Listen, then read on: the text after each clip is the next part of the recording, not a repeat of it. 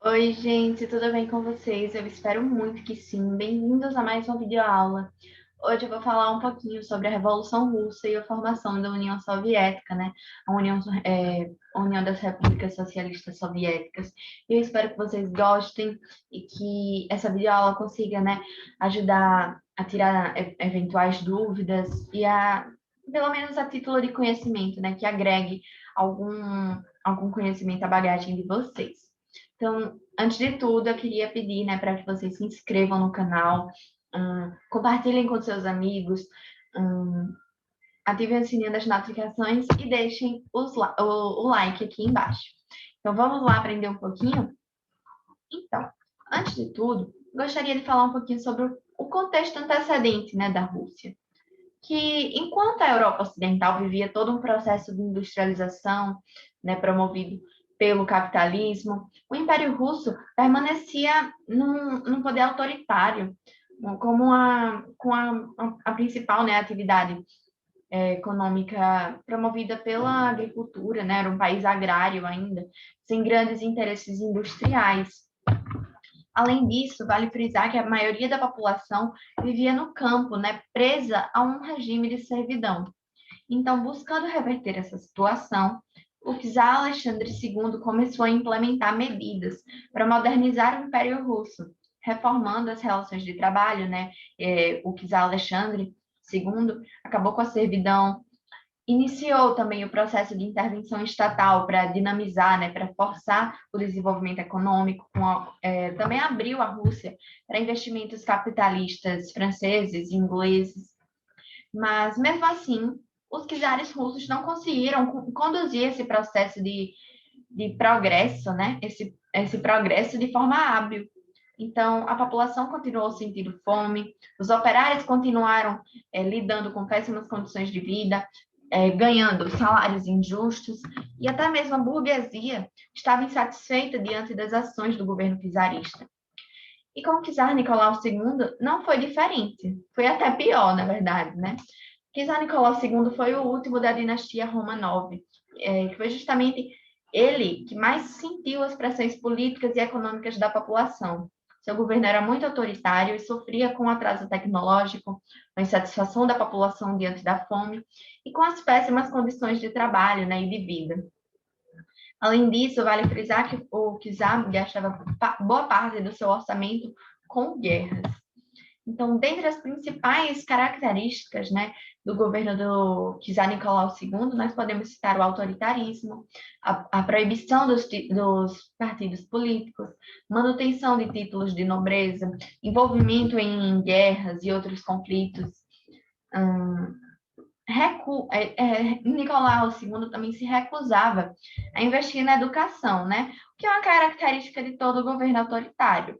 Afinal, a educação é responsável pela formação, né, do senso crítico do indivíduo, que faz o indivíduo pensar, refletir, aceitar algumas coisas, né, que faz o indivíduo construir a barreira, né, construir limites do autoritarismo. Então, em governos de ditaduras, assim como em governos autoritários, ditatoriais, a educação não é um alvo de investimentos.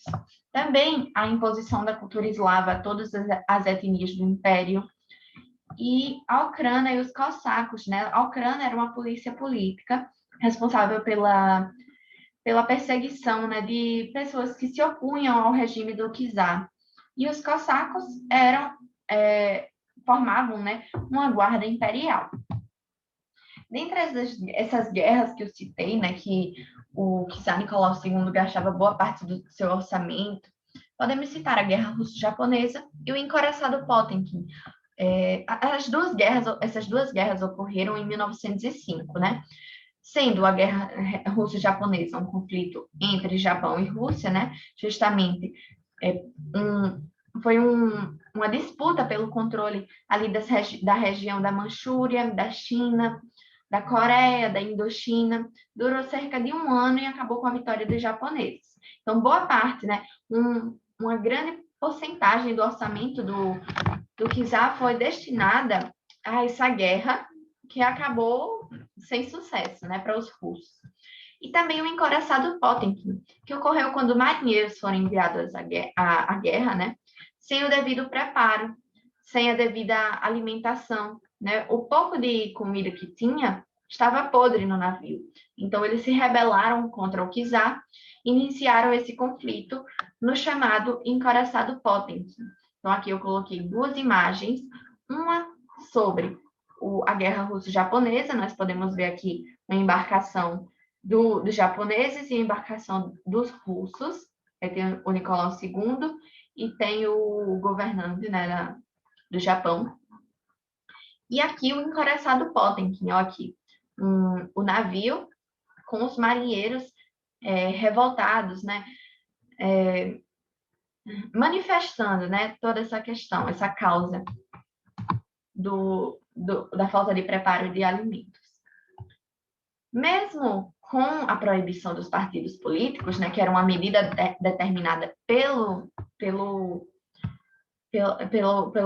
uma medida característica, no caso, do governo do Nicolau II, havia um partido político que se ramificava em outros dois.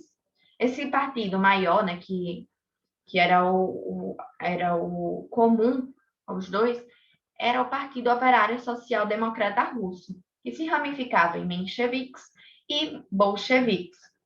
O Partido Menchevique, né, o Partido Menchevique, ele representava a minoria, e eram, sobretudo, membros da elite. Então, o Partido Menchevique defendia que a elite deveria assumir o poder e deveria realizar reformas, sem que fosse necessária uma revolução imediata. Repito, Partido Menchevique, minoria, né? Uma minoria elitista que defendia que a elite deveria dominar o poder e realizar reformas.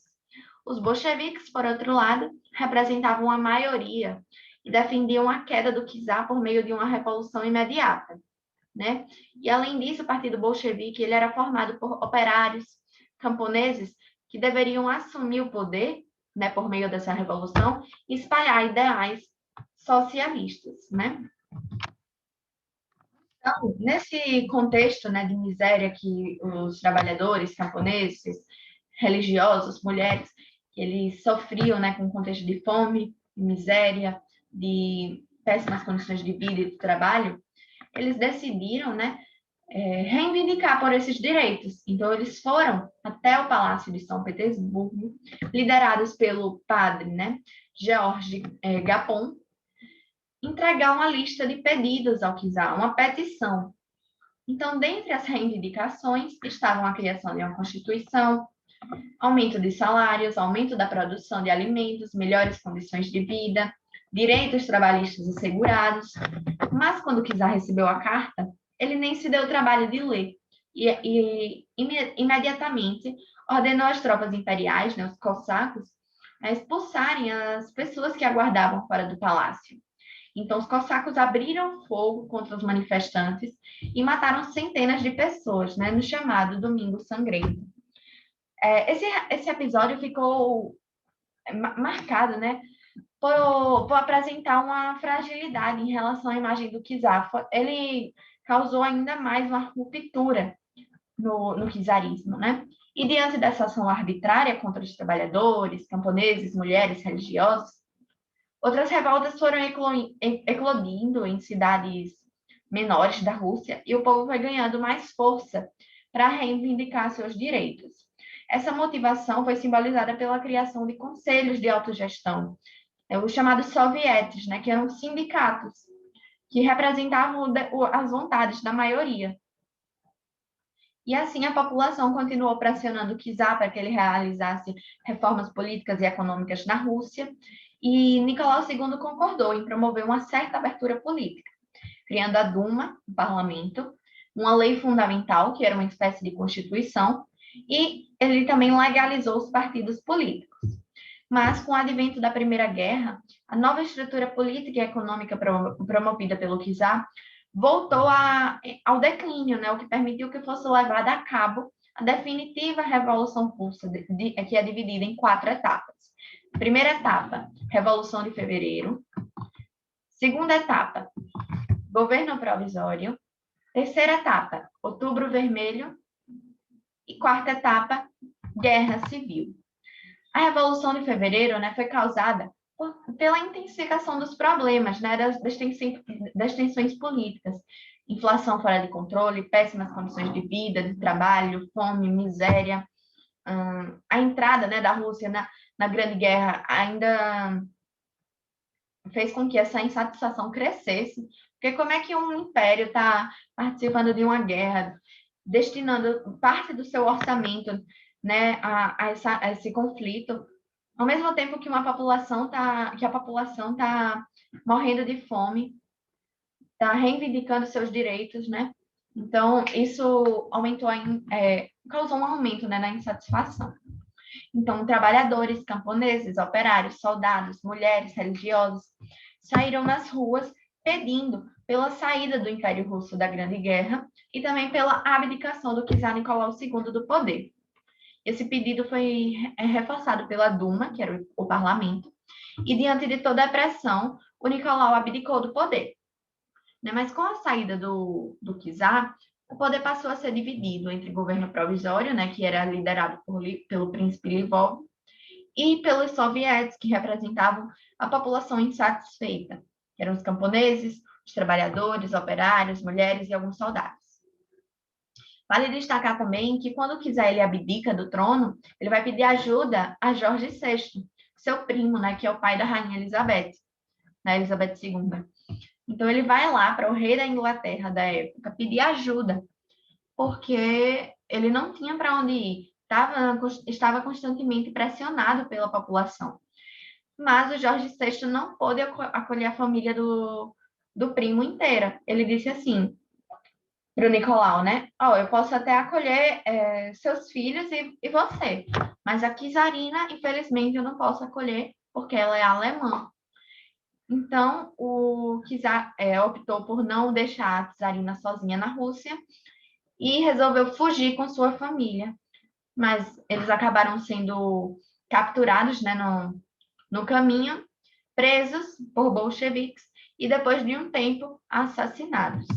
Segunda etapa da Revolução Russa é o governo provisório, né, que estava ligado às elites, né, não atendeu às reivindicações do povo, tanto porque algumas eram impossíveis, como porque dariam muito poder aos sovietes, algo que não era do interesse do príncipe Lvov, né, algo que não era do interesse do governo provisório, porque daria autonomia à população. Além disso, o governo provisório se recusou a tirar a Rússia da guerra, o que continuou gerando insatisfações, né? E nesse mesmo período, Vladimir Lenin e Leon Trotsky voltaram do exílio e determinaram que uma revolução de trabalhadores deveria ser imediata. Nesse contexto, né, principalmente quem participa é o Vladimir Lenin, nessa criação, né, de teses, de ideias. O Leon Trotsky fica mais na parte de propaganda. Quem realmente organiza, né, o Partido Bolchevique é o Vladimir Lenin. Então, o Lenin criou as chamadas Teses de Abril, né, que tinham como lema paz, pão e terra, sendo paz uma referência à saída da Rússia da Primeira Guerra Mundial, pão, aumento da produção de alimentos, e terra, redistribuição de terras aos camponeses. E outro lema também era o todo poder aos sovietes, né? Todo poder aos conselhos de autogestão, aqueles que prezavam pela coletividade. Então, a população começou a se revoltar, começou a se unir ao partido bolchevique, né? A se concentrar, motivados por essas ideias de Vladimir Lenin, e começaram a pressionar o Lvov, né? Lvov renunciou e deixou o poder, né, para Alexander Kerensky, que iniciou a perseguição aos bolcheviques. Mas essa perseguição não foi suficiente para que não fosse gerada o Outubro Vermelho, né, a revolução definitiva, que vai tirar o governo provisório do poder. O Outubro Vermelho é justamente quando as tropas bolcheviques, né, quando o Partido Bolchevique se organiza para derrubar o governo provisório. E entre 24 e 25 de outubro, eles tomam vários pontos de Petrogrado, né, como estações de trem, bancos, centrais telefônicas, correios, e o Palácio de Inverno, que era o principal centro do poder russo, foi atacado, mas Kerensky conseguiu fugir. A manifestação dos bolcheviques foi suficiente para que eles assumissem o poder, e assim, a partir de outubro de 1917, Vladimir Lenin assume, né, o controle da Rússia. Logo quando ele assume o poder, são tomadas importantes medidas, e nós podemos destacar três. Primeira medida é a criação do Tratado de Paz entre Rússia e Alemanha, Tratado de Brest-Litovsk, que vai oficializar a saída pacífica da Rússia da Grande Guerra, né? Decretando um respeito às fronteiras, ou seja, a Alemanha não invade Rússia, mas Rússia também não invade a Alemanha. Também é declarado, né, também é decretado o chamado Decreto sobre a Terra, que prezava pela distribuição de terras, né, que estavam concentradas na mão da nobreza e do clero desde a época do czarismo, entre os camponeses, para que eles pudessem produzir alimentos. Mas também essa terra não era para usufruir em finais de semana, em lazer, não. Era realmente para produzir. Se não quisesse produzir, essas pessoas repassariam para outros camponeses que interessados, né, na produção. Outra medida importante foi a criação da NEP, que é a nova política econômica, né, que consistia na adoção de práticas capitalistas, né, como liberdade de salário, liberdade de comércio, abertura do comércio para investimentos estrangeiros, autorização do funcionamento de empresas multinacionais, né, empresas particulares, para que a economia do país fosse aquecida e restaurada, né? O que mostrou, né, o que revelou um desespero de Vladimir Lenin, porque a economia estava tão arruinada que mesmo num governo movido por ideias socialistas, né, ele permitiu a aplicação de ideias capitalistas, né, no seu governo, para recuperar justamente essa economia arruinada desde a época do czar. Então, o que acontece no chamado, na quarta etapa, né, da Revolução Russa, que é a Guerra Civil. Com a consolidação, né, aos poucos, do governo de Lenin, né, após o Outubro Vermelho, forças contra-revolucionárias, né, lideradas por Kerensky, que foi justamente aquele derrubado pelo Outubro Vermelho. Kerensky estava assumindo o governo provisório quando foi derrubado pelos bolcheviques. Então, o Kerensky vai unir forças contra-revolucionárias no chamado Exército Branco para derrubar os bolcheviques. Os bolcheviques, né, como resposta, se organizam no Exército Vermelho e, da forma que podem, né, utilizando foices e martelos, enfrentam o Exército Branco. A Guerra Civil Russa contribuiu para agravar a situação econômica desse país, porque ela não estava ainda totalmente regularizada, né? Depois de séculos de czarismo, séculos de autoritarismo. Então, durante o conflito, algumas medidas tiveram de ser tomadas, como o uso de cartões de racionamento para controlar, né, o consumo da população, o serviço militar obrigatório, a execução da família de Nicolau II, que estava presa, né, para evitar a volta do czarismo, requisição de produtos agrícolas, e assim, com a vitória dos bolcheviques na Guerra Civil, né, que formavam o Exército Vermelho, o poder de Lenin ficou ainda mais consolidado, o que permitiu que, em 1922, né, alguns anos depois, fosse criada a União das Repúblicas Socialistas Soviéticas, a União Soviética, que só vai ser dissolvida em 1991, após um bom período, né, de Estado soberano, de potência mundial. Durante a Guerra Fria, por exemplo, a União Soviética foi a segunda maior potência mundial. Era formada por 15 repúblicas que ocupavam metade da Europa Ocidental e um terço do norte da Ásia. Oi, então é isso, gente. Eu espero que vocês tenham gostado e que vocês tenham aprendido um pouquinho sobre a Rússia, né? Sobre a questão dos czares russos, da Revolução Russa, principalmente, e também sobre a formação, né, da União Soviética. Deixem o seu like, se inscrevam aqui no canal, compartilhem com seus amigos para que eles possam também aprender um pouquinho. E beijos, até a próxima!